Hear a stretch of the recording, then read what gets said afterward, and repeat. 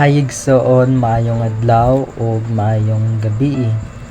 Another day and great opportunity again to share the word of the Lord sa imo karon. And kini nga verse no nga akong i-share sa imo ha. I know makatabag ni siya, magahatag ni siya sa ato og kanang kadasig kalig-on. And most especially no nga kini nga verse ginatudloan ta niya kung naka-experience daw ka ng balatian sa atong kinabuhi. And ana siya sa James chapter 5 verse 16. Busa pagsugiray kamo sa inyong mga sala ug pagampo alang sa usag-usa aron kamo mga ayo. Ang pagampo sa tawo nga matarong dakog kahimuan. Grabe nice kayo ni nga verse no sa James. Mo jud ni ang giingon niya. Ana siya, busa pagsugiray kamo sa inyong mga sala ug pagampo alang sa usag-usa aron kamo mga ayo.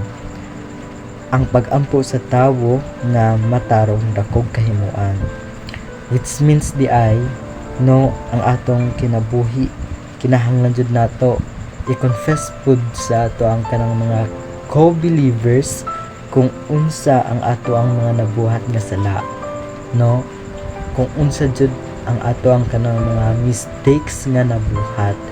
This verse gina-remind ta niya in our life dili nato kinahanglan nga itago ang ato ang kanang mga secret sins, no, kinahanglan jud nato ni siya isulti, i-confess pod sa ato ang friends or kanang mga ka-co-believers nato.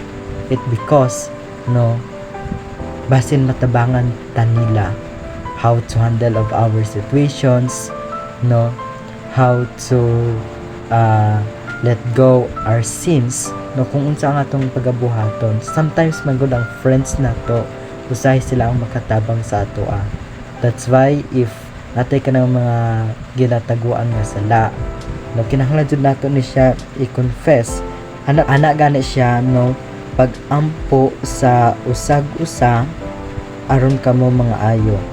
It means in our life, no, kapag naatay ka ng mga nakita nga mga friends nato na mga balatian, na ka ng mga naagian nga sakit nga nagakos sa ilaha o kanang discomfort nga situation, then we extend of our prayer sa ilaha. It because prayer dili nato matestify nga makatabang siya and powerful jud ang prayer.